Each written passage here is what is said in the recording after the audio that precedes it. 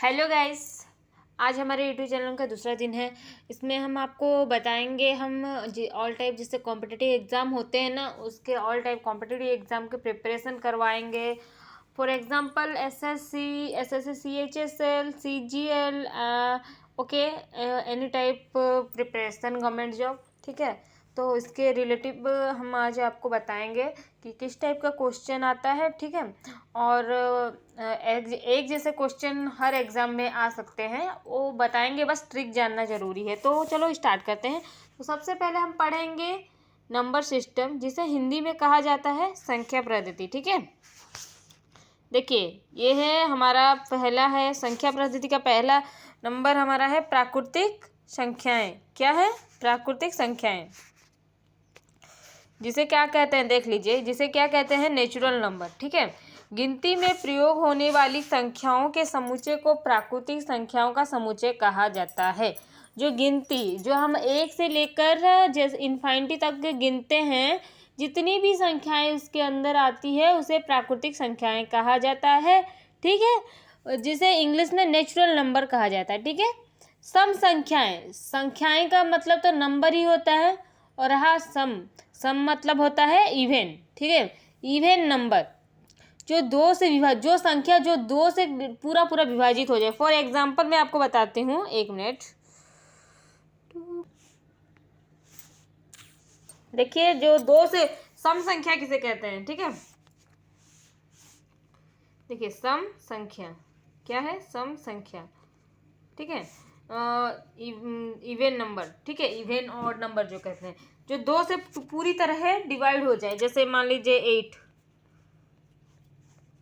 4 आ गया, ठीक है। जैसे मान लीजिए यहाँ पास 3 है, यहाँ पास 2 है, इसका नहीं होगा ये, क्योंकि पूर्ण तरह से विभाजित नहीं होगा, ठीक है। इसका शेषफल बच जाएगा, इसीलिए ये क्या बोलते हैं इसे, इसे सम संख्या नहीं कहा जाएंगे, इवन नंबर नहीं कहा जाएगा, ठीक है। और इसके विपरीत मैं आपको बता देती हूँ, एक मिनट। और इसके विपरीत मैं बता देती हूँ odd number, odd number, okay, जिसे क्या कहते हैं हिंदी में? विषम संख्या, ठीक है। जिसे कहते हैं विषम संख्या।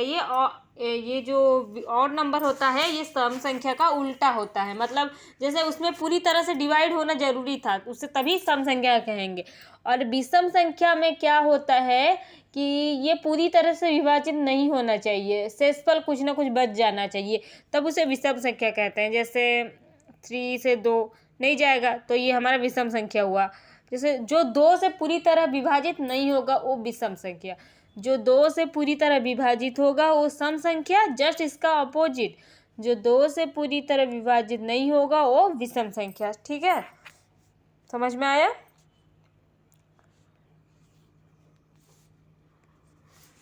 देखिए, इसमें क्या लिखा है? पूर्णांक संख्याएं। देखिए, पूर्णांक संख्याएं क्या होती है? जब पूर्णांक संख्या के समुच्चय में ऋणात्मक चिन्ह के साथ प्राकृतिक संख्याओं को भी शामिल कर लिया जाता है, तब पूर्णांक संख्याओं का समुच्चय बन जाता है। इन्हें आई या जेड से प्रकट किया जाता है। पूर्णांक संख्या को किससे लिखा जाता है? आई से भी लिखा जा सकता है, जेड से भी लिखा जा सकता है। ये जो हमारे प्राकृतिक संख्या है, जो 1 से लेकर अनंत तक आएगी ना, उसमें ऋणात्मक भी शामिल होगा, ठीक है, तभी ये पूर्ण होगा। मतलब कहने का मतलब वो ऋणात्मक भी हो सकता है, धनात्मक भी हो सकता है। पूर्णांक संख्याओं को बाद में धनात्मक तथा ऋणात्मक रूपों में वर्गीकृत किया जाता है। ऋणात्मक पूर्णांक संख्या जेड द्वारा निरूपित की जाती है तथा धनात्मक पूर्णांक संख्या जेड प्लस द्वारा निरूपित की जाती है। देखिए, पूर्णांक संख्या को आई से भी डिनोट करते हैं, ठीक है। मैं आपको बता देती हूँ। इसको कट किया, ओ माय गॉड, कट हो जा। देखिए, पूर्णांक संख्या जिसे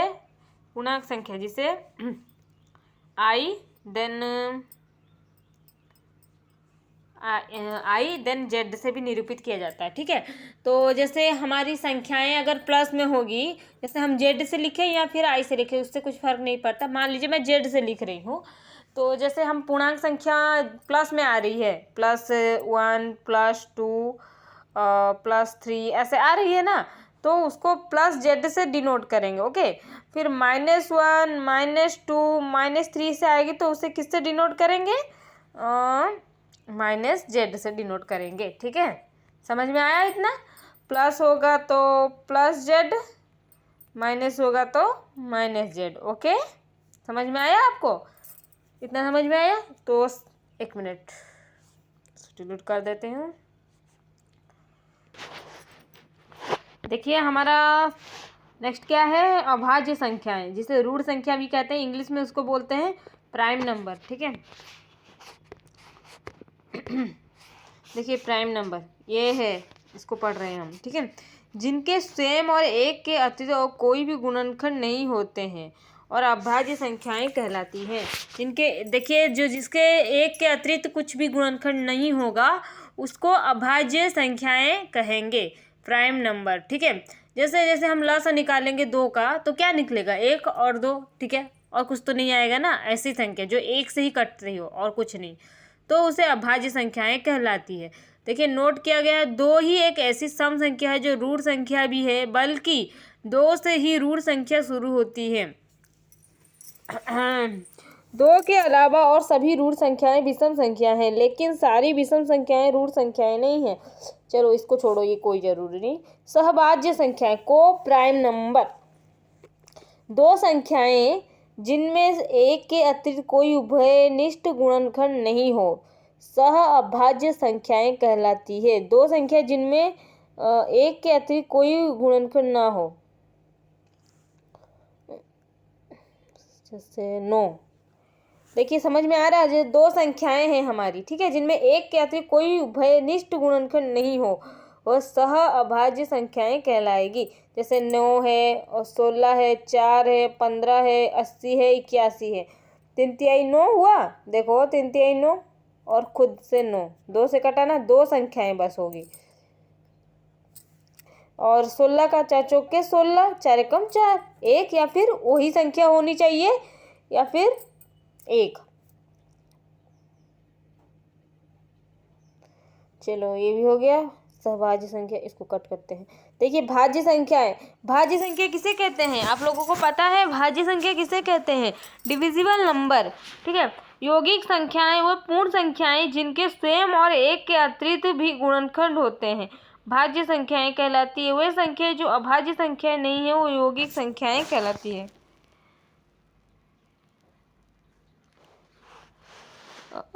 यौगिक संख्या वे पूर्ण संख्याएं जिनके स्वयं एक के अतिरिक्त और भी गुणनखंड होते हैं।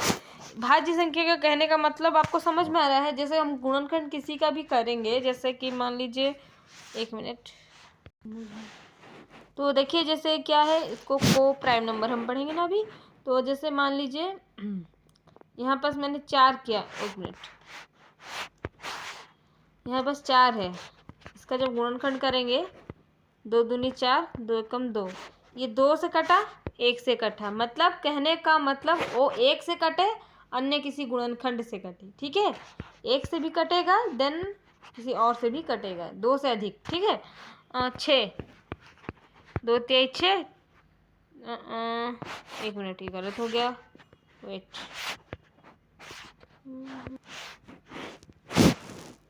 देखिए ये 2 हमारा 4 हो गया, फिर हम 6 में भी 3 दूने 6, 2 कम 2, 9 से भी जाएगा, मतलब 1 से तो गुणनखंड होगा, 1 से अधिक मतलब कुछ भी गुणनखंड होगा तो चलेगा इसमें को प्राइम नंबर। जैसे उसमें क्या था कि खुद से 2 से मतलब अपने आप से कटना था, 1 से कटना था।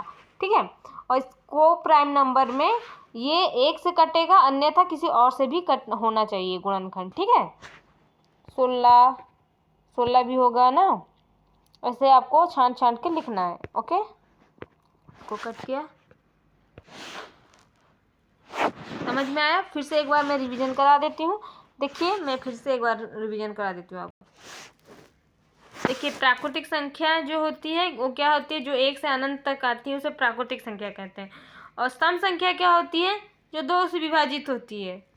पूरा याद रखने की जरूरत नहीं है, पूरा पूरा कटेगा। जो विषम संख्या जो 2 से विभाजित नहीं होगी, इसका इंग्लिश भी याद रखना है। ठीक है, पूर्ण संख्या, अरे पूर्ण संख्या तो हमने बताया नहीं है, सॉरी। पूर्ण संख्या देखिए ये क्या होती है? Whole number.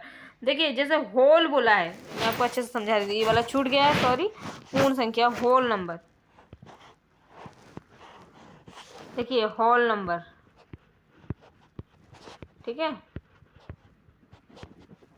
बोलते हैं ना कितना बड़ा, घर में बोलते हैं ना कितना बड़ा हॉल हो गया है। हॉल मतलब क्या होता है, इतना बड़ा जैसे हॉल हो गया है, ऐसे बोलते हैं ना। तो हॉल वो किस आकार का होता है, जीरो के आकार का होता है। इसका मतलब याद करने का मैं आपको तरीका बताती हूँ, ठीक है। इसका मतलब क्या हुआ, ये जीरो से स्टार्ट होगा, अनंत तक जाएगा, ठीक है। समझ में आया, चलो अच्छा है। कट गया इसको। पूर्णांक संख्या तो आप जानते हैं, इंटीजर आई से और जेड से दोनों से डिनोट करते हैं। जो प्लस में आएगा प्लस जेड लिखेंगे, जो माइनस में आएगा माइनस जेड लिखेंगे, ठीक है। और ये अभाज्य संख्या है, अभी हम जस्ट आपको पढ़ाए थे, याद होगा आपको, तो ठीक है। इसको अब नहीं करते हैं क्योंकि हमने अभी जस्ट बताया था, तो ठीक है। और हमारा बच क्या गया, परिमेय संख्या और परिमेय संख्या, चक्रीय, ये सब हम नेक्स्ट वीडियो में आपको बताएंगे, ठीक है। क्योंकि थोड़ा थोड़ा करके पढ़ने से दिमाग सही रहता है। समझ में आया, तो ठीक है। हमारे चैनल पर जो भी नए आए, हमारे चैनल को लाइक और सब्सक्राइब जरूर कर दीजिए। यानी हमारी जितनी भी वीडियो आगे आपको देखनी होगी, आपको ऑन करने की ज़रूरत नहीं पड़ेगी, डायरेक्ट आपने सब्सक्राइब कर दिया होगा तो आपके मोबाइल पे अपने आप शो करने लगेगी। ओके, तो ठीक है, मिलते हैं नेक्स्ट वीडियो पे, बाय बाय।